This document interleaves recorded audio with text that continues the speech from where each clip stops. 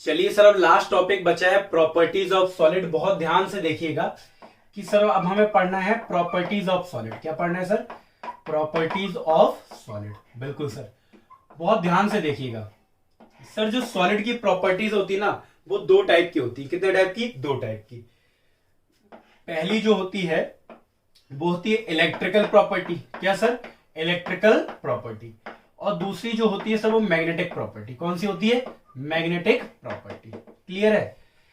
तो there are two type of properties of solid, electrical property और magnetic properties. बिल्कुल। तो सर हम एक एक करके दोनों को पढ़ेंगे। पहले हम लोग पढ़ेंगे किसको सर? इलेक्ट्रिकल प्रॉपर्टी को। किसको पढ़ेंगे सर? इलेक्ट्रिकल प्रॉपर्टी को। बहुत ध्यान से देखिएगा। तो पहले किसकी बात करते हैं सर? Electrical properties. किसकी? सॉलिड की। तो एक बात बताएं सर बहुत ध्यान से कि सॉलिड की कितने टाइप की प्रॉपर्टीज होती है सर? दो टाइप की, इलेक्ट्रिकल और magnetic. First we have to study electrical properties of solid, then अच्छा सर ये वाला पार्ट बहुत इंपॉर्टेंट है क्या? इससे एक आध क्वेश्चन आ जाता है, पर आपको एक नंबर का ही आएगा, डेफिनेशन आ जाएगी, एक नंबर का क्वेश्चन आ जाएगा, पर याद होना चाहिए। ठीक है? तो इलेक्ट्रिकल प्रॉपर्टीज सर क्या होती है? बहुत ध्यान से। On the basis of electrical property, on the basis of electrical property लिख लो। ऑन द बेसिस ऑफ क्या बेटा? On the basis of electrical, क्या sir? Electrical properties. Electrical properties के बेसिस पे सॉलिड को बेटा तीन टाइप में डिवाइड किया गया। कितने टाइप में? तीन टाइप में। कितने टाइप में सर? तीन टाइप में। पहला बताइए, कंडक्टर। कौन सा? कंडक्टर। दूसरा होता है इंसुलेटर। कौन सा होता है? इंसुलेटर। और तीसरा सर होता है सेमीकंडक्टर। क्या होता है? सेमीकंडक्टर। बहुत ध्यान से देखिएगा, फिर हम लोग बहुत कायदे से इसको पढ़ेंगे। तो एक बात बताइए, इलेक्ट्रिकल प्रॉपर्टी के बेसिस पे सॉलिड को तीन टाइप में डिवाइड किया गया है। पहला कंडक्टर, दूसरा इंसुलेटर और तीसरा सेमीकंडक्टर। आप सभी को पता है सर कंडक्टर क्या होते हैं? बहुत अच्छे से पता। सर ऐसे सब्सटेंस जिसमें करंट आसानी से फ्लो हो जाए, जिनमें इलेक्ट्रिसिटी बहुत आसानी से फ्लो हो जाए। जितने भी मेटल्स होते हैं ना, वो सारे कंडक्टर्स होते हैं। बताइए क्या? दो substance in which electricity can flow easily, जिसमें इलेक्ट्रिसिटी बहुत आसानी से पास हो जाए, फ्लो हो जाए, उसको कंडक्टर बोलते हैं। जिसमें इलेक्ट्रिसिटी पास ही ना हो तो उन्हें क्या बोलते हैं हम? इंसुलेटर। बिल्कुल पास नहीं होती है। सर सेमीकंडक्टर, सेमीकंडक्टर सर वो होते हैं जिनमें इलेक्ट्रिसिटी रूम टेम्परेचर पे तो पास नहीं होती। फिर से सुन लो, ऐसे सब्सटेंस जिनमें इलेक्ट्रिसिटी रूम टेम्परेचर पे पास नहीं होती, पर एट हाई टेम्परेचर, जैसे हम उन्हें हीट करते हैं तो इनमें इलेक्ट्रिसिटी क्या हो जाती है? Pass. Electricity can not pass at room temperature, but on heating they pass electricity, are called क्या? Semiconductor. आगे समझे? बताइए क्या? इसमें इलेक्ट्रिसिटी क्या हो जाती? इजिली पास। इलेक्ट्रिसिटी क्या हो जाती? Easily pass. इसमें do not pass electricity, do not pass electricity. कोई डाउट? बिल्कुल नहीं डाउट सर। इसमें क्या होता है? ये इलेक्ट्रिसिटी को डू नॉट पास, क्या सर? इलेक्ट्रिसिटी कब? बताइए जरा। Eight room temperature. सर कब? Eight room temperature. आरटी का मतलब सर यहां पे क्या है? Room temperature. But at high temperature, अगर हम टेम्परेचर क्या करें सर? हाई करें, but at high temperature it conduct electricity. इसमें इलेक्ट्रिसिटी क्या हो सकती है? पास हो सकती है। क्या हो सकती है सर? पास। तो समझ में आया? तो बताओ, अगर इसमें इलेक्ट्रिसिटी आसानी से पास हो रही है तो ये क्या है? कंडक्टर। इसमें पास ही नहीं हो रही तो ये इंसुलेटर। और अगर पास नहीं हो रही पर हीट करने पर पास हो जाए तो उसे क्या बोलेंगे? सेमीकंडक्टर। आ गया सर? डेफिनेशन आपको ओरली याद होनी चाहिए। इसकी लिखोगे क्या? ओरली आपको क्या होनी चाहिए? याद। आ गया समझ में? बिल्कुल आ गया सर। तो डेफिनेशन आपने लिख लो, अच्छी बात है। ना भी लिखो तो कोई दिक्कत नहीं है। अच्छा सर एक बात बताइए, आपने ये तो बता दिया कि कंडक्टर में इलेक्ट्रिसिटी आसानी से पास हो जाती, इंसुलेटर में नहीं होती, और सेमीकंडक्टर में नहीं होती, मतलब हाई टेम्परेचर पे हो जाती। ऐसा कोई रीजन है क्या? बिल्कुल है। एक थ्योरी आई जिसने ये समझाया हुआ है। कौन सी थ्योरी है बेटा? Band theory. क्या है? Band theory. Band theory of solid कहते हैं। इसने हमें ये थ्योरी बताओ किस लिए आई? सबसे पहले ये थ्योरी हमें बताती है कि कंडक्टर में करंट आसानी से क्यों पास हो जाता है। करंट या इलेक्ट्रिसिटी, बात अभी हम लोग एक ही बोलेंगे कि कंडक्टर में इलेक्ट्रिसिटी आसानी से क्यों पास हो जाती है, सेमीकंडक्टर में आसानी से पास नहीं होती, और इंसुलेटर में होती ही नहीं। वो किसने बताया हमें? बैंड थ्योरी ने। बैंड थ्योरी ने कहा कि कोई भी सॉलिड हो, मेटल हो, मतलब कोई भी कंडक्टर हो, इंसुलेटर हो या सेमीकंडक्टर, उन्होंने कहा कि उनमें दो टाइप के बैंड होते हैं। कितने टाइप के? दो टाइप के band. There are two type of band. अब ये बैंड कैसे बनते हैं, खैर ये तो बहुत ज्यादा डिटेल स्टडी हो जाएगी, खैर बोर्ड में इतना नहीं पूछा जाता। दो टाइप के बैंड होते हैं, एक होता है सर कंडक्शन बैंड। कौन सा बैंड? Conduction band. हर सॉलिड के बाद दो टाइप के बैंड, कंडक्शन बैंड और बैलेंस बैंड। कंडक्शन बैंड और बैलेंस बैंड। बैलेंस बैंड में बैलेंस के इलेक्ट्रॉन रहते हैं, आउटर मोस्ट शेल के इलेक्ट्रॉन रहते हैं, और ये खाली रहते हैं। ये जनरली क्या रहेगा? खाली। ये इसमें इलेक्ट्रॉन भरे रहेंगे। क्लियर है? चलिए सर हम लोग बात करते हैं। अब जरा ध्यान से देखना, इसको हम लोग शॉर्टकट में लिखेंगे सीबी और इसको हम लोग शॉर्टकट में लिखेंगे बीबी। कोई डाउट है? बिल्कुल सर कोई डाउट नहीं, आप बस लिखते जाओ, कोई दिक्कत नहीं है। जरा ध्यान से देखना। तो सर मैंने बताया दिस इज कंडक्शन बैंड। क्या बनाया? Conduction band. और एक बनाया हमने बैलेंस बैंड। क्या बनाया सर? Balance band. क्लियर है सर? बिल्कुल सर, आपने तो बना दिया, हमने देख लिया। ठीक है, और बनाइए सर, हम देख रहे हैं। बहुत ध्यान से बनाना है, कोई जल्दी नहीं है, सिलेबस आराम से हो जाएगा सर। क्या आराम से? आपको क्या सर, आपको थोड़ी ना एग्जाम देने, एग्जाम तो हमें देने, तो हमसे पूछो क्या गुजर रही है हम पे। हाँ, पर क्या दिक्कत? बहुत आराम से बेटा। कैसे? बहुत आराम से। शाबाश। आ गया? दिख रहा है? बिल्कुल दिख रहा है सर, दिख रहा है। चलिए सर, दिख रहा होगा आई होप। जरा ध्यान से देखो, ये तीन बैंड आपको दिख रहे हैं सर, दिख रहे हैं, हमें भी दिख रहे हैं। ये केस कहते हैं कि हम कंडक्टर का है, ये केस कंडक्टर का है, ये सेमीकंडक्टर का है, semi conductor, and this is the case of insulator. This is the case of insulator. ठीक है? अच्छा एक बात सुनिएगा जरा ध्यान से, कि ऊपर वाली ये जो बैंड है इन्हें बोलते हैं कंडक्शन बैंड। क्या बोलेंगे? Conduction band. सीबी मतलब कंडक्शन बैंड। और इन्हें बोलेंगे बैलेंस बैंड। क्या बोलेंगे sir? Balance band. Valence band. ठीक है? चलिए सर, कंडक्टर में क्या होता है? बैलेंस बैंड आधा भरा हुआ होता है। कैसा? Partially filled. कैसा रहता है? Partially filled. और इन सब में बैलेंस बैंड पूरा भरा रहता है, सेमीकंडक्टर हो या इंसुलेटर। बेटा ऐसा नहीं है कि इसका साइज छोटा होता है, लगभग सभी का साइज बराबर होता है, पर मैं दिखा रहा हूं आपको। ठीक है? चलिए सर एक बात सुनिए जरा ध्यान से, कि इसमें इलेक्ट्रॉन आसानी से पास हो जाते हैं, इस वजह से इसमें इलेक्ट्रिसिटी आसानी से पास हो जाती है। अब जरा ध्यान से, उन्होंने कहा कि जितनी आसानी से, बैंड थ्योरी कहती कि जितनी आसानी से बैलेंस बैंड के इलेक्ट्रॉन कंडक्शन बैंड में जंप कर जाएंगे या पास हो जाएंगे, उतनी आसानी से इलेक्ट्रिसिटी पास होगी। बताइए क्या? बैंड थ्योरी कहती है कि बैलेंस बैंड के इलेक्ट्रॉन कंडक्शन बैंड में जितनी आसानी से जंप कर जाएंगे, उतनी आसानी से क्या पास हो जाएगी? इलेक्ट्रिसिटी। अब सर आसानी से कहने का मतलब हम आपको बता दें, तो कंडक्टर में क्या होता है कि जो बैलेंस बैंड होते हैं, जो आधे भरे हुए हैं, वो ओवरलैप कर जाते हैं। किसके साथ? देखो, जो ओवरलैप कर गए, ओवरलैप कर गए। ओवरलैप किसके साथ? कंडक्शन बैंड के साथ। तो अब कंडक्शन बैंड और बैलेंस बैंड के बीच में कोई भी एनर्जी गैप नहीं रहा, इनके बीच का एनर्जी गैप क्या है? जीरो। और एक क्वेश्चन ऐसे ही आया कि बताओ ऐसा कौन सा सब्सटेंस है जिसमें बैलेंस बैंड और कंडक्शन बैंड के बीच का एनर्जी गैप जीरो होता है? कंडक्टर में, क्योंकि इसमें जो बैलेंस बैंड होते हैं वो कंडक्शन बैंड के साथ ओवरलैप कर जाते हैं। जो ओवरलैप कर जाते हैं तो उनके बीच का जो एनर्जी गैप होता है वो जीरो। जब एनर्जी गैप जीरो, तो इसके इलेक्ट्रॉन आसानी से इसमें क्या कर जाते हैं? जंप। तो हम कह सकते हैं इन कंडक्टर, लिख लो, in conductor there is no energy gap between conduction band valence band, because the partially filled valence band overlap with the किससे? empty conduction band, so electron can easily jump from valence band to conduction band, so it can pass electricity easily। आ गया समझे? बिल्कुल sir. अब बात करते हैं sir हम insulator की। इंसुलेटर में देख रहे हैं कि बैलेंस बैंड और कंडक्शन बैंड के बीच में एनर्जी गैप काफी ज्यादा है। बिल्कुल है सर, बहुत ज्यादा है। तो बेटा इसके इलेक्ट्रॉन को इतनी एनर्जी नहीं मिल पाती कि ये जंप कर पाए। तो सर क्या होगा? और अच्छा सर, इस एनर्जी गैप को क्या बोलते हैं? इस एनर्जी गैप को बोलते हैं फॉरबिडन एनर्जी गैप। क्या बोलते हैं? Forbidden energy gap. Forbidden energy gap याद रखना, कभी आ जाए। The energy gap between conduction band and balance band is called forbidden energy gap. तो बताइए क्या होता है कि जो कंडक्शन बैंड और बैलेंस बैंड, इनके बीच का जो एनर्जी गैप होता है वो बहुत ज्यादा होता है। तो ज्यादा होने का मतलब है कि बैलेंस बैंड के इलेक्ट्रॉन इंसुलेटर में आसानी से जंप नहीं कर सकते। इवन एट हाई टेम्परेचर, आप बहुत ज्यादा हीट कर दो तो एक आध इलेक्ट्रॉन जंप कर जाए, और एक आध इलेक्ट्रॉन के जंप करने से इलेक्ट्रिसिटी पास नहीं होती। तो इंसुलेटर में इलेक्ट्रिसिटी पास नहीं होती because there is a large energy gap between BB and CB. आ गया? कौन सा वाला? बीबी, बैलेंस बैंड वाला। ठीक है? अब बात करते हैं सर सेमीकंडक्टर की। आप सेमीकंडक्टर तो देख ही रहे होंगे सर, बिल्कुल देख रहे हैं।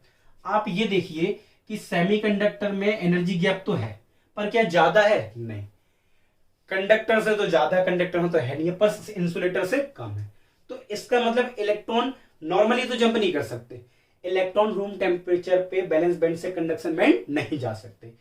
पर बेटा हम जैसे हीट करते हैं, क्या करते हैं? हीट, तो इलेक्ट्रॉन को क्या मिल जाएगी? एनर्जी। क्या मिल जाएगी? एनर्जी। और जैसे ही इलेक्ट्रॉन को एनर्जी मिली तो ये कहां जंप कर जाएंगे? कंडक्शन बैंड में। तो सेमीकंडक्टर पे रूम टेम्परेचर पे इलेक्ट्रॉन के पास इतनी एनर्जी नहीं होती कि वो बैलेंस बैंड से कंडक्शन बैंड में क्या कर पाए? जंप। पर जैसे सर हीट कर दो तो इलेक्ट्रॉन जो होते हैं ना, उनको एनर्जी मिल जाती है और वो एनर्जी लेके वो कंडक्शन बैंड में जंप कर जाते हैं, और जंप करने की वजह से इलेक्ट्रिसिटी क्या होने लगती है? पास होने लगती है। क्लियर है? आ गया समझे? बिल्कुल। तो क्वेश्चन अगर मैं पूछे, बता ऐसा कौन सा सब्सटेंस है जिसमें एनर्जी गैप जीरो रहता है? Sir conductor. ऐसा कौन सा है जिसमें एनर्जी गैप सबसे ज्यादा होता है? इंसुलेटर। ऐसा कौन सा है जिसमें इलेक्ट्रॉन जंप करते हैं हाई टेम्परेचर पे? इन सेमीकंडक्टर। बिल्कुल। और कभी बैंड थ्योरी आ जाए तो आप उसको भी एक्सप्लेन कर सकते हैं। अब आप इसको लिख लो। इसके बाद हम लोग पढ़ते हैं क्या? सेमीकंडक्टर के बारे में डिटेल में पढ़ते हैं। किसके बारे में? सेमीकंडक्टर। आप इससे लिखो सेमीकंडक्टर पढ़ते हैं।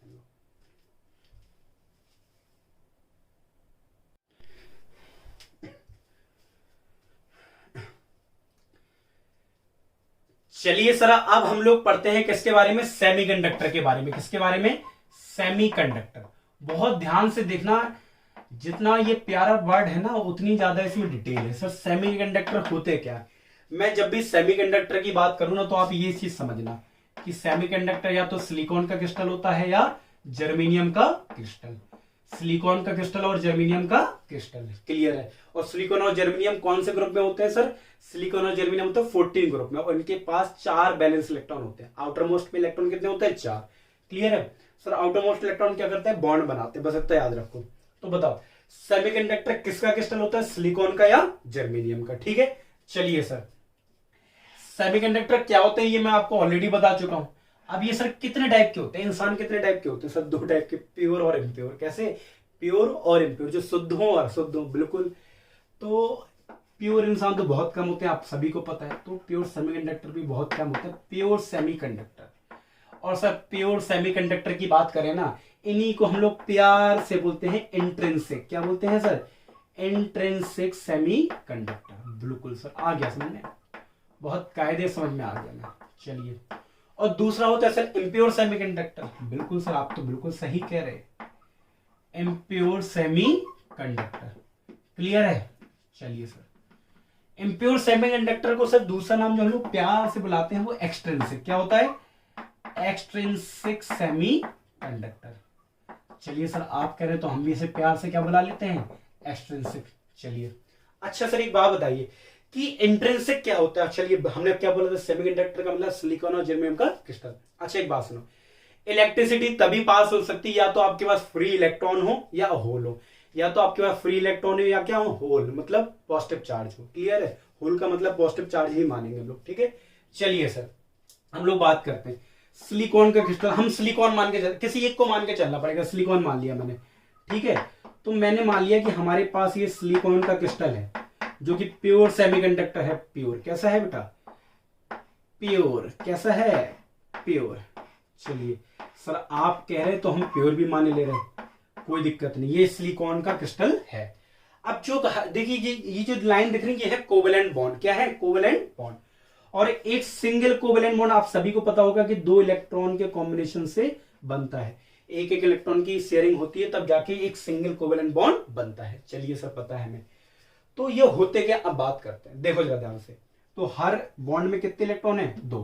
क्या तो और भी बड़ा होता है? बिल्कुल, हमने छोटा सा पार्ट बनाया है सेमीकंडक्टर का, बहुत बड़ा होता है। क्लियर है? चलिए, अब एक बात सुनिए, जब हम प्योर सेमीकंडक्टर को हीट करते हैं, क्या करते हैं? हीट। क्या करते हैं? On heating. जब हम हीट करते हैं तो ये आपको जो कोवेलेंट बॉन्ड दिख रहे हैं सर, बिल्कुल दिख रहे हैं, तो ये जो कोवेलेंट बॉन्ड है वो ब्रेक हो जाते हैं। तो हम कहते हैं सम कोवेलेंट बॉन्ड, सारे तो नहीं टूटते, पर कुछ कोवेलेंट बॉन्ड क्या हो जाएंगे? Will break. क्या हो जाएंगे सर? ब्रेक। चलिए सर, टूट गए। और उनके टूटने से क्या होगा? देखिए जरा ध्यान से, जब ये कोवेलेंट बॉन्ड टूटेगा तो ये इलेक्ट्रॉन यहां से आके फ्री हो जाएगा। क्या हो जाएगा? फ्री। थोड़ी सी एनर्जी मिली है, क्या हो गया? फ्री। ये इलेक्ट्रॉन कैसा हो गया? फ्री। कैसा हो गया सर? फ्री।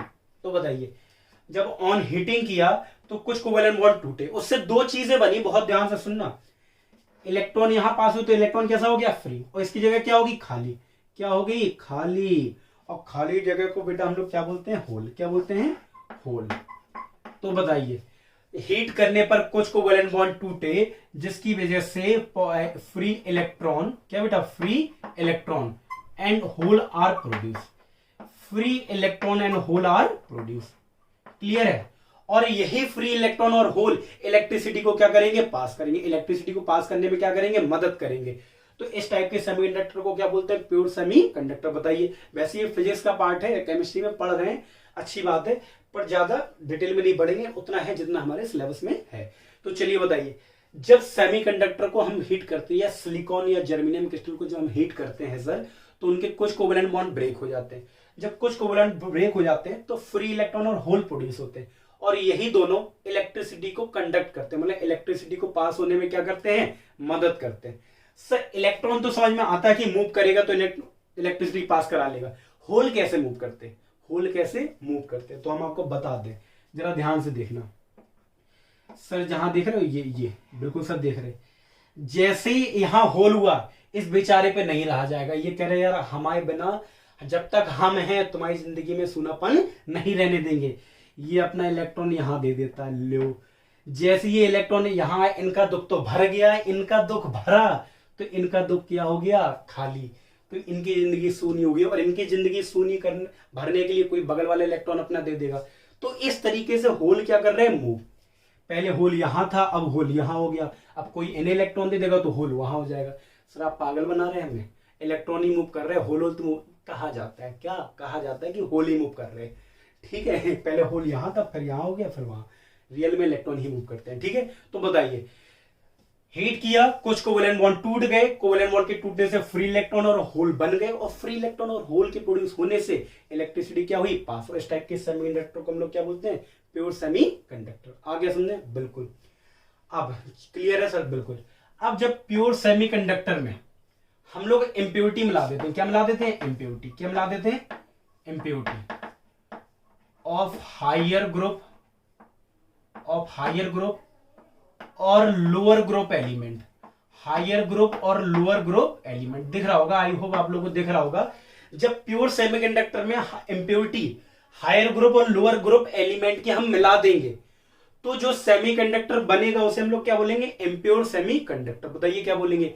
इम्प्योर सेमीकंडक्टर या एक्सट्रिंसिक सेमीकंडक्टर। क्लियर है? आगे समझ में? क्या, जब हम प्योर सेमीकंडक्टर में इम्प्योरिटी मिला देंगे हायर ग्रुप की और लोअर ग्रुप की, तो कौन सा सेमीकंडक्टर बनेगा? इम्प्योर सेमीकंडक्टर और एक्सट्रिंसिक सेमीकंडक्टर। चलिए अब सर हम लोग इसकी स्टडी करते हैं। तो सर नॉर्मल सी बात है, पहले हम आपको बता दें, ये दो टाइप के होते हैं। कितने टाइप के? दो। एन टाइप और दूसरा होता है सर पी टाइप। कौन सा होता है? P type. सर ये बनते कैसे? नॉर्मल सी बात है, जब प्योर सेमीकंडक्टर में हायर ग्रुप मिलाते हैं तो एन टाइप बनता है, जब सर लोअर ग्रुप बनाते हैं तो पी टाइप बनता है। तो अब यही दोनों पढ़ने हैं। समझ में आ गया? बताइए, प्योर क्या है? समझ में आ गया। इम्प्योर क्या है? एक्सटेंसिव। जब इम्प्योरिटी ऑफ हायर ग्रुप और lower group is added to silicon और germanium crystal, then we get extensive semiconductor और इम्प्योर सेमीकंडक्टर। एक बात, इम्प्योरिटी को मिलाने की प्रोसेस को हम लोग क्या बोलते हैं? डोपिंग। क्या बोलते हैं? The process of adding impurity is called क्या? डोपिंग। Doping, DOPING। क्लियर है सर? आगे समझ में? बिल्कुल आगे समझ में। तो सर अब हमें क्या पढ़ना है? एन टाइप और पी टाइप। आई होप आप ये बना लें, इसके बाद हम लोग स्टडी करते हैं किसकी? एन टाइप और पी टाइप की। चलिए सर,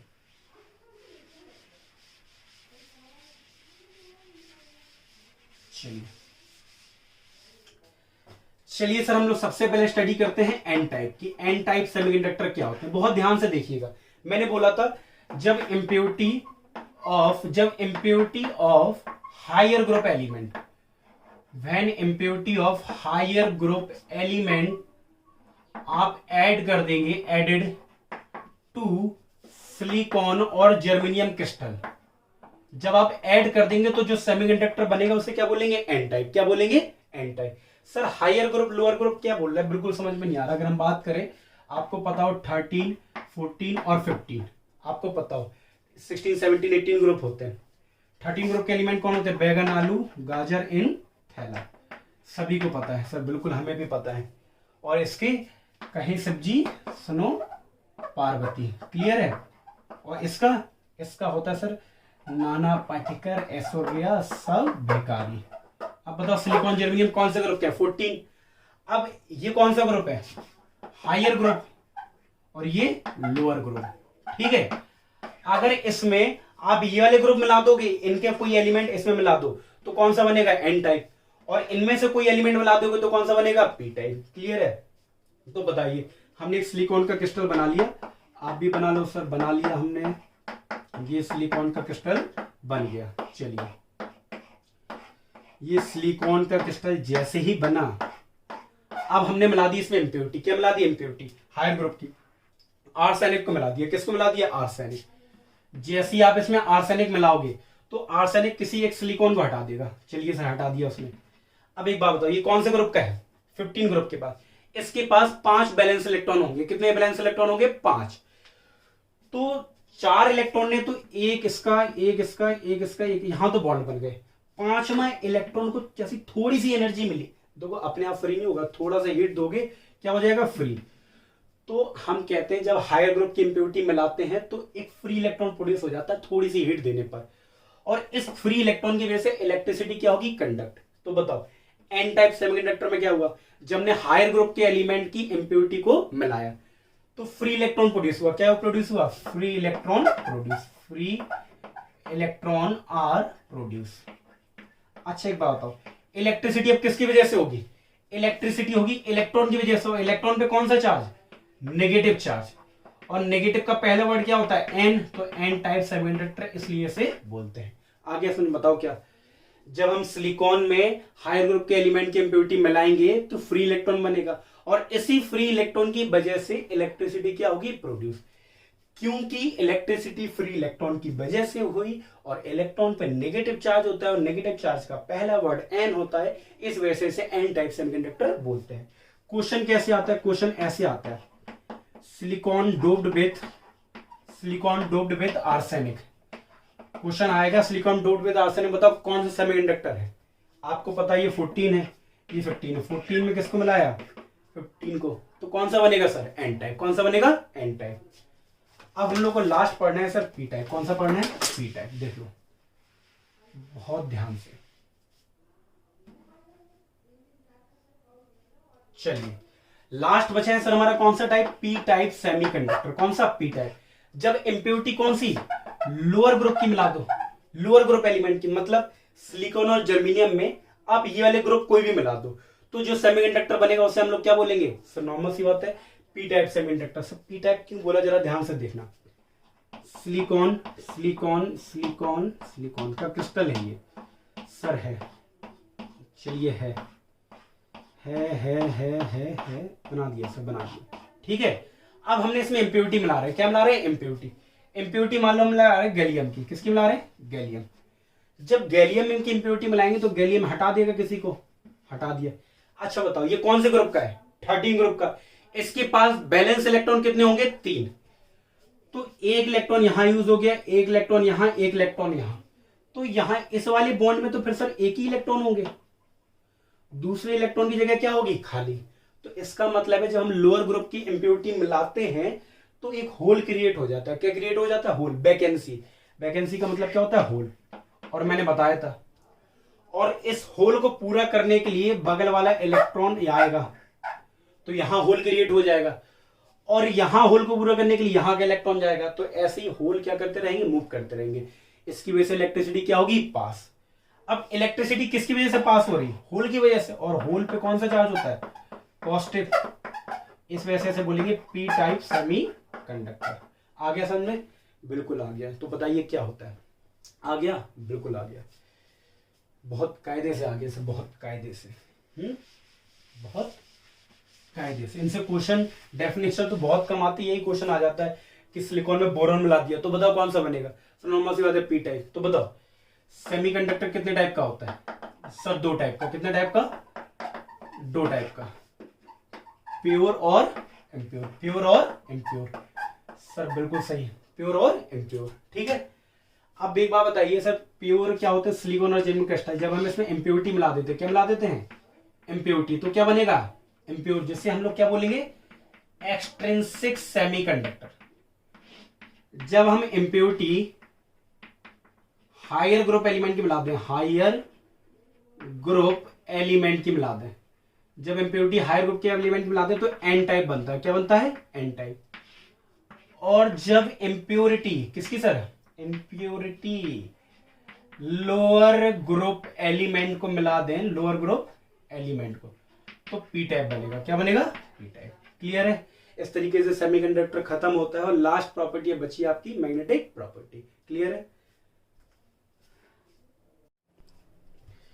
चलिए सर, अब हम लोग पढ़ते हैं मैग्नेटिक प्रॉपर्टीज ऑफ सॉलिड। जैसे कि आप सभी को पता है कि सॉलिड की दो टाइप की प्रॉपर्टी होती है, इलेक्ट्रिकल और मैग्नेटिक। इलेक्ट्रिकल प्रॉपर्टी के बेसिस पे सॉलिड को तीन टाइप में डिवाइड किया था, कंडक्टर, सेमीकंडक्टर और insulator. And on the basis of magnetic properties of solid, solid can also be divided into 5 types. Sir कौन कौन से, पहला डायमैग्नेटिक, दूसरा पैरामैग्नेटिक, तीसरा फेरोमैग्नेटिक, चौथा anti ferromagnetic, and the last one is ferrimagnetic solid या ferrimagnetic substance भी बोल सकते हैं। अच्छा सर, ये ज्ञान देने से पहले ये ज्ञान आया कहां से, मतलब आपको कैसे ख्याल आया कि सॉलिड के अंदर भी मैग्नेटिक प्रॉपर्टीज होती है, मतलब मैग्नेटिक कैरेक्टर होता है। तो आप थोड़ा सा दिमाग लगा सकते हैं कि सर सॉलिड के अंदर मैग्नेटिक कैरेक्टर कैसे होता है। सर दिमाग ये तो बहुत बड़ी बात कहती है, सर दिमाग लगाएं, तो कोई दिक्कत नहीं है, हम लगा लेते हैं अपना दिमाग, ठीक है। तो एक बात ध्यान से सुनिए, आप सभी को एक बात तो पता होगी कि सॉलिड के अंदर चार्ज पार्टिकल तो होते हैं। अरे नालायकों, मेरा कहने का मतलब ये है कि सॉलिड के अंदर पार्टिकल तो होते हैं, बिल्कुल। पार्टिकल या तो एटम होते हैं, या मॉलिक्यूल होते हैं, या आयंस होते हैं, बिल्कुल सही कहा। सर एक बात बताइए, मॉलिक्यूल भी किससे मिलकर बने होते हैं, एटम से। तो हम एक बात कह सकते हैं कि सॉलिड के अंदर एटम भी हो सकते हैं या आयंस हो सकते हैं, ऐसा कह सकते हैं। और आप सभी को पता है कि एटम और आयंस का स्ट्रक्चर, एक न्यूक्लियस होता है और उसके अंदर चारों इलेक्ट्रॉन, मतलब इलेक्ट्रॉन क्या चारों तरफ घूमते रहते हैं, बिल्कुल। न्यूक्लियस के चारों ओर इलेक्ट्रॉन क्या करते हैं, रिवॉल्व करते रहते हैं। आप एक बात बताइए, फिजिक्स में आपने एक बहुत ही बेहतरीन चीज पढ़ी होगी सर, क्या, कि जब भी कोई चार्ज पार्टिकल रिवॉल्व करता है, मूव करता है, जब भी कोई चार्ज पार्टिकल मोशन में होता है तो उससे दो टाइप की फील्ड जनरेट होती है। सर कितने टाइप की, दो टाइप की। One is electric field and the second one is magnetic field.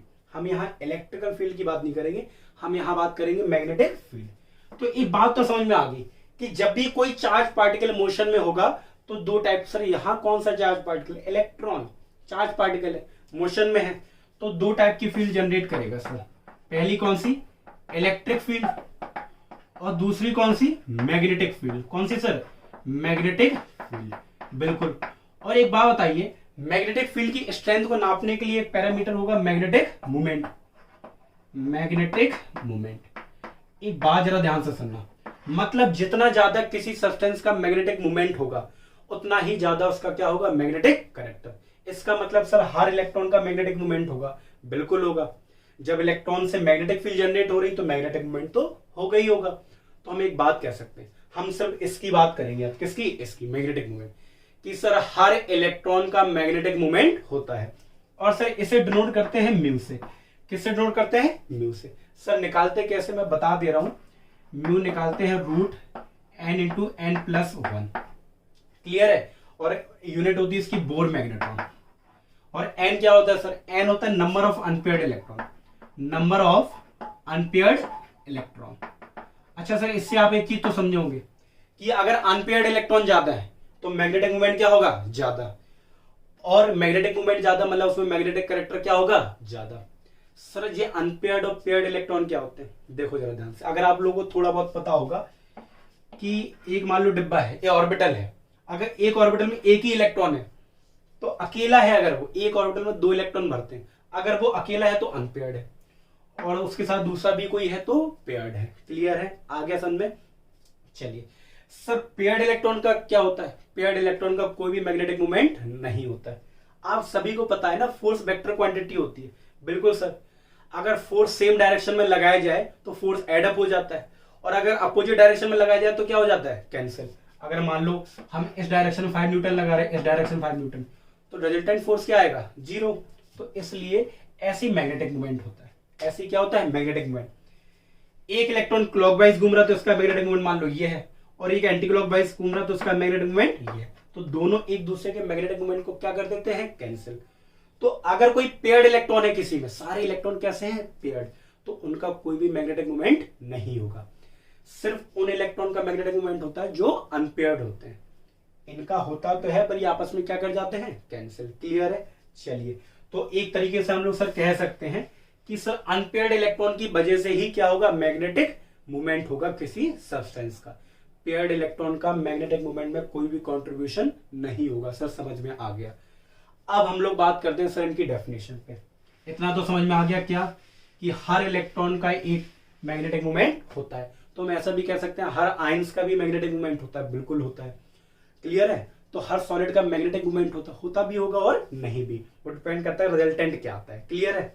चलिए, देखो हर इलेक्ट्रॉन का मैग्नेटिक मूवमेंट होता है, इस बात को याद रखना।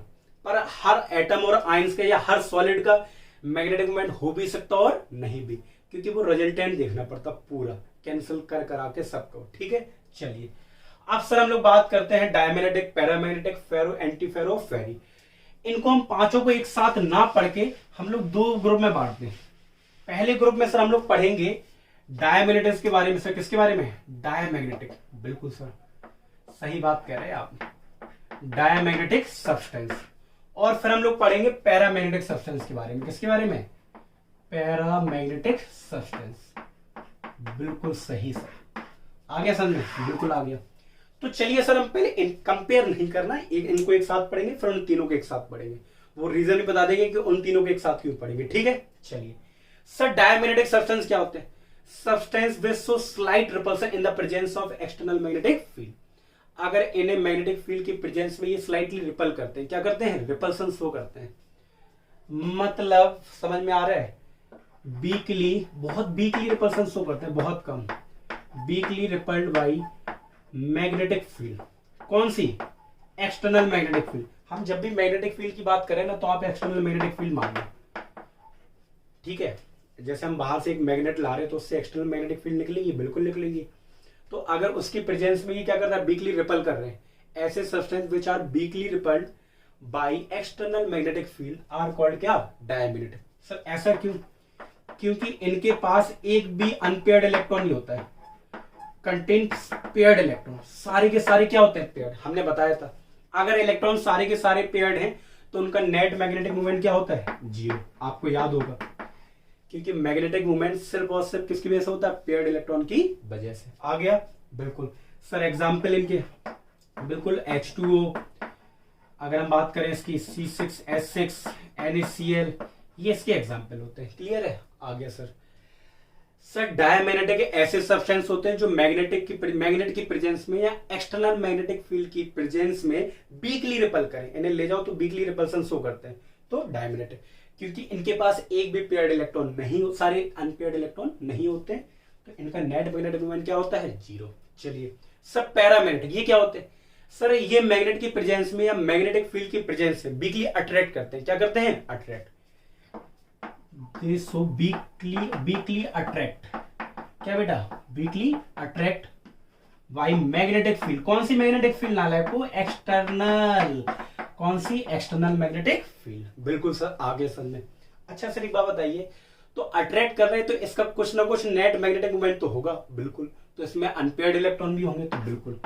तो अनपेयर्ड इलेक्ट्रॉन तो होते हैं, पर least contain least number of unpaired electron. Least number of unpaired electron. Clear है? सबसे यहाँ पे क्या दो? Contain less number of unpaired electron. सबसे कम अनपेयर्ड इलेक्ट्रॉन होते हैं इनमें। अनपेयर्ड इलेक्ट्रॉन होते तो है सर, यही बहुत है। अगर होते हैं तो इनका नेट मैग्नेटिक मोमेंट 0 नहीं हो सकता, कुछ ना कुछ होगा। क्लियर है? बिल्कुल सर। एग्जाम्पल, अच्छा एग्जाम्पल की अगर हम लोग बात करें तो आप सभी को पता है। सर बताइए क्या पता? हमें तो कुछ नहीं पता। Example O2, copper 2 plus etcetera. ठीक है? चलिए, अच्छा एक बात और सर, इनका हमने सुना कोई एक नाम और बाजार में सुनने में आ रहा, बिल्कुल वही तो होता है टेम्परेरी मैग्नेट।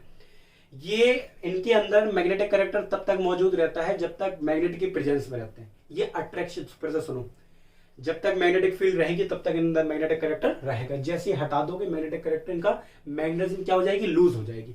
तो they are temporary magnet, not permanent. Temporary क्या, मैग्नेट की प्रेजेंस में ये मैग्नेटिक मटेरियल का काम करेंगे, मतलब मैग्नेट की तरह बिहेव करेंगे, पर उसको हटाने पर इनकी मैग्नेटिज्म क्या हो जाती है, खत्म। क्लियर है। कुछ लोग होते हैं ना, दो तरीके के लोग होते हैं, जैसे पापा मान लो आपके मैग्नेट हैं और आप सब्सटेंस हैं। अब पापा आए आपके पास, पापा ने कहा बेटा पढ़ो, पापा के आने से आप पढ़ने लगे, मतलब आपके अंदर मैग्नेटिक कैरेक्टर आ गया, और पापा जैसे ही गए आप पढ़ना बंद कर दिए, तो आप पैरामैग्नेटिक हैं। और कुछ लोग ऐसे भी होते हैं, पापा आ गए, पापा ने कह दिया पढ़ना चालू कर दो, बेचारा फिर पापा के जाने के बाद भी लगातार पढ़ रहा है, तो वो परमानेंट वाले होते हैं, उनको हम फेरोमैग्नेटिक में पढ़ेंगे। क्लियर है। चलिए सर, तो आया समझ में इन दोनों में क्या, जो सब्सटेंस वीकली रिपल करें बाय एक्सटर्नल मैग्नेटिक फील्ड उन्हें डायमैग्नेटिक, क्योंकि इनके पास एक भी अनपेयर्ड इलेक्ट्रॉन नहीं होता, सारे के सारे कैसे होते हैं, पेयर्ड। और मैंने बोला था कि पेयर्ड इलेक्ट्रॉन का कोई भी मैग्नेटिक मूवमेंट नहीं होता, तो जीरो हो गया। ठीक है। और ये मैग्नेटिक फील्ड के प्रेजेंस में वीकली अट्रैक्शन शो करते हैं, और क्योंकि इनके पास अनपेयर्ड इलेक्ट्रॉन होते हैं इस वजह से इनका मैग्नेटिक मूवमेंट कुछ ना कुछ होता है, और they are also called as temporary magnet. Clear है। जब तक मैग्नेट है तब तक इनकी जिंदगी बाहर, मैग्नेट के जाने के बाद इनकी जिंदगी बेकार हो जाती है। सब आ गया समझ में? बिल्कुल sir. On removing magnetic field their magnetism will be lost. चलिए अब सर हमें बाकी के तीन पढ़ने से बताइए कौन कौन से। बहुत ध्यान से सुनना, उनके लिए हम एक बहुत छोटी सी चीज बना रहे हैं। बिल्कुल सर, आप बना दीजिए, कोई दिक्कत नहीं है। आपको एक बात तो पता होगी सर, बताइए क्या, सब्सटेंस जो होते हैं ना, सब्सटेंस किससे मिलकर बने होते हैं, चार्ज पार्टिकल। हम कह सकते हैं सब्सटेंस के अंदर, सब्सटेंस कई सारी चार्ज पार्टिकल से मिलकर बना होता है। बिल्कुल। तो करोड़ों, ऐसा तो है नहीं कि एक सब्सटेंस के अंदर 2-3 चार्ज पार्टिकल, करोड़ों चार्ज पार्टिकल होते हैं। तो वो अलग अलग डायरेक्शन में रैंडमली मूव कर रहे होते हैं, अलग अलग डायरेक्शन में, कहीं भी अंधाधुंध फायरिंग कर रहे हैं, अंधाधुंध फायरिंग कर रहे हैं, मान लो अंधाधुंध। तो अब हम करोड़ों तो बना नहीं सकते, तो हम कुछ ही बना सकते हैं। अब देखो, तो कुछ हैं जो चार्ज पार्टिकल मूव कर रहे हैं अलग अलग डायरेक्शन में, रैंडमली मूव कर रहे हैं।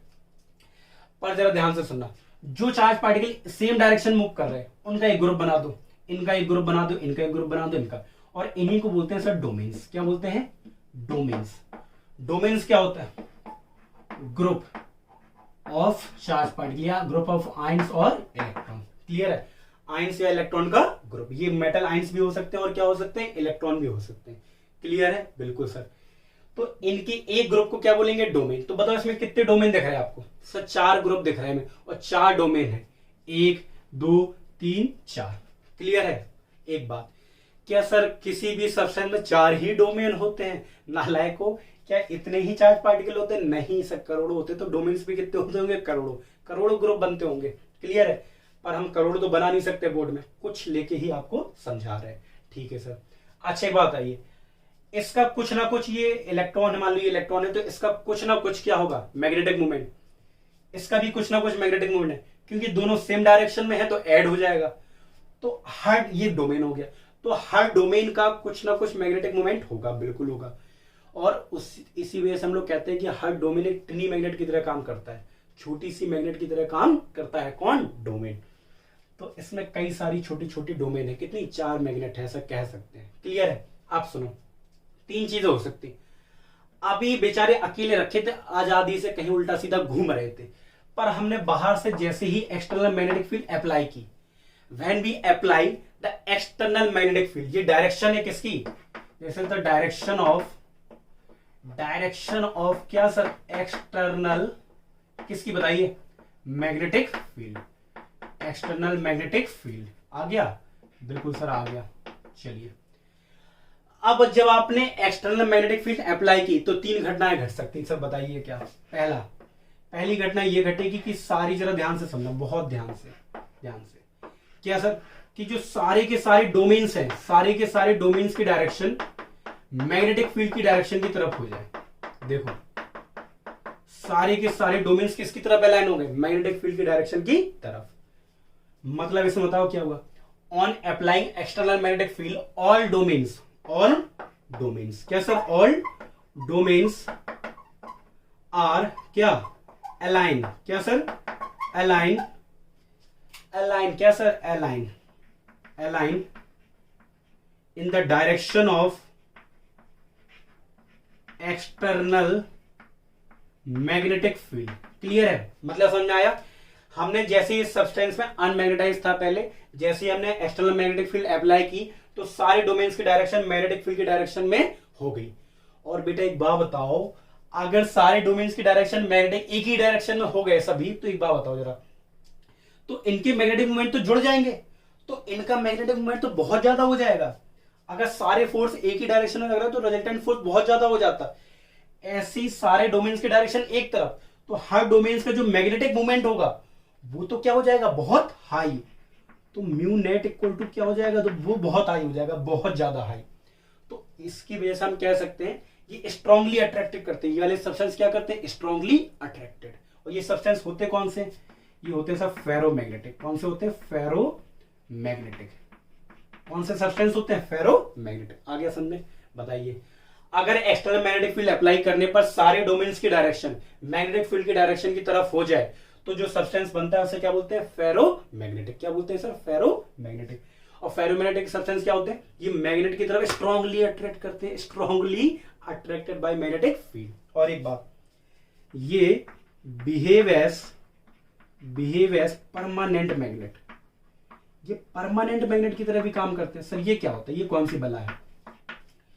टेढ़ा जा रहा है, कोई दिक्कत नहीं है, परमानेंट मैग्नेट की तरह काम करते हैं। सर परमानेंट मैग्नेट की तरफ है कि आपने एक बार मैग्नेटिक फील्ड लगा दी, सारे डोमेन्स की डायरेक्शन इस तरफ होगी, मतलब मैग्नेटाइज हो गए एक बार। अब आप ऐसे हटा दो, on removing external magnetic field इनके डोमेन्स की डायरेक्शन अभी भी ऐसी ही रहेगी। मतलब एक बार अगर ये मैग्नेटाइज हो गए तो फिर अगर आपने मैग्नेटिक फील्ड हटा भी दी तो तब भी ये मैग्नेटाइज बने रहेंगे, मतलब तब भी उनके अंदर मैग्नेटिक कैरेक्टर बना रहेगा। तो ऐसे सब्सटेंस को हम लोग क्या बोलेंगे? फेरोमैग्नेटिक। मतलब मैग्नेटिक फील्ड की प्रेजेंस में भी मैग्नेट की तरह काम करेंगे, उनके जाने के बाद भी ये मैग्नेटिक कैरेक्टर में बना रहेगा, मैग्नेट की तरह काम करेंगे। तो इस वजह से परमानेंट मैग्नेट का नाम बोलते हैं। क्लियर है? आपको याद हो पैरामैग्नेटिज्म मैंने टेम्परेरी बोला था, क्योंकि वो मैग्नेट की तरह तब तक काम करते हैं जब तक मैग्नेट लगी रहती है। जैसे ही मैग्नेट चली जाती है, मतलब मैग्नेटिक फील्ड हट जाती है, तो उनके अंदर का मैग्नेटिक कैरेक्टर खत्म हो जाता है। क्लियर है? चलिए सर, अब दूसरा एक बात और, एक केस और बन सकता, बताइए सर क्या? कि सारे डोमेन्स की डायरेक्शन पैरेलल हो जाए और एंटी पैरेलल हो जाए। देखो यहां पे इसमें क्या हो गया? All domains are parallel and, सुनना जरा ध्यान से, पहले प्यार से सुनना, all domains are parallel anti parallel in equal number. देखो मैग्नेटिक फील्ड की डायरेक्शन के ये सारे डोमेन्स पैरेलल भी हो गए और एंटी पैरेलल, जितने पैरेलल हुए उतने ही क्या हो गए? Anti parallel. देखो ये वाला डोमेन मैग्नेटिक फील्ड के पैरेलल है, ये वाला डोमेन पैरेलल, पर ये दोनों कैसे हैं? Anti parallel. तो एक बात बताओ, तो ये वाला डोमेन्स का जो मैग्नेटिक मोमेंट होगा, इस वाले डोमेन्स के मैग्नेटिक मोमेंट को क्या कर देगा? कैंसिल। ये वाला इसके कैंसिल कर देगा, क्योंकि दोनों की डायरेक्शन क्या है? अपोजिट। तो इसका जो टोटल नेट मैग्नेटिक मोमेंट आएगा वो क्या आएगा? क्या आएगा सर? 0। तो इसके अंदर मैग्नेटिक कैरेक्टर नहीं होता, ये नॉन मैग्नेट की तरह काम करता है। आगे समझ में? अगर सारे डोमेन्स की डायरेक्शन पैरेलल और एंटी पैरेलल हो जाए इन इक्वल नंबर, तो उसके अंदर का मैग्नेटिक कैरेक्टर क्या हो जाता है? लॉस हो जाता है। और ऐसे सब्सटेंस को सर हम बोलते हैं एंटी फेरो मैग्नेटिक सब्सटेंस। क्या बोलते हैं सर? Anti ferro magnetic. आ गया समझ में? बिल्कुल। एक बात और सर, एक तरीका और हो सकता है, बताइए क्या? कि अगर सारे डोमेन्स की डायरेक्शन पैरेलल हो जाए और एंटी पैरेलल, फिर तो सर यही हो गया। देखना जरा ध्यान से मैं क्या लिख रहा हूं, ऑल डोमेन्स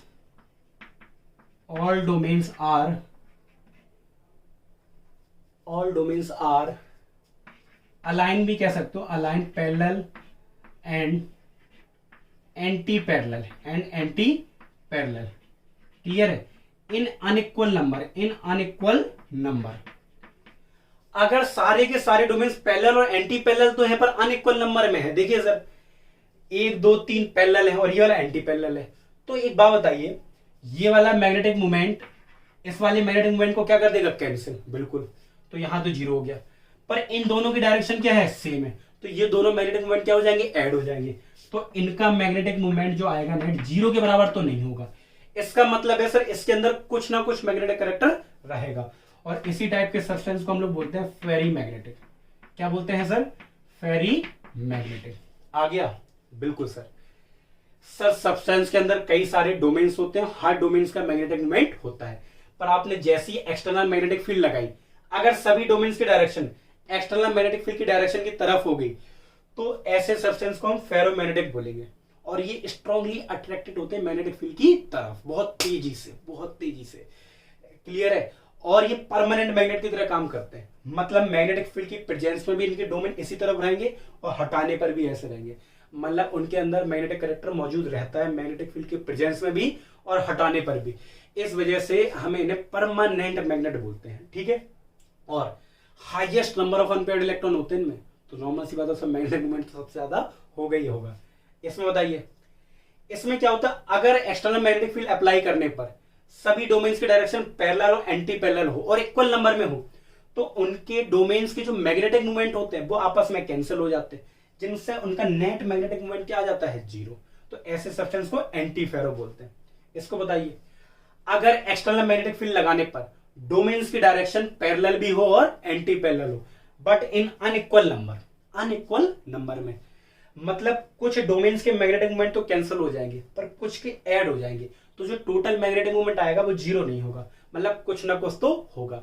तो ऐसे सब्सटेंस को क्या बोलते हैं, फेरी मैग्नेटिक सब्सटेंस। इनके अंदर मैग्नेटिक कैरेक्टर होते ही नहीं है। आगे सबसे ज्यादा किसमें होता है, फेरोमैग्नेटिक में। एक क्वेश्चन पूछे, पहला क्वेश्चन बताइए, ऐसा कौन सा सब्सटेंस है जो टेम्परेरी मैग्नेट है, पैरामैग्नेटिक। ऐसा कौन सा सब्सटेंस है जो परमानेंट मैग्नेट की तरह काम करता है, फेरी या फेरो? सब ferro, because on removing magnetic field their magnetic character will not be lost, उनका मैग्नेटिक कैरेक्टर हटता नहीं है। तीसरी, ऐसा कौन सा सब्सटेंस है जिसमें highest number of unpaired electron होते हैं, सर फेरो। ऐसा कौन सा सब्सटेंस है जो वीकली रिपल करते हैं, सर डाया। ऐसा कौन सा सब्सटेंस है जिनका मैग्नेटिक मोमेंट टोटल 0 हो जाता है और वो रिपल्सन शो नहीं करते, ये 0 डाया का भी हो जाता है, याद रखना है इस बात को। चलिए सर, इसी के साथ चैप्टर खत्म होता है, और आई होप आपको सभी को ये चैप्टर समझ में आया होगा। We meet on next chapter. Okay sir, thanks for watching.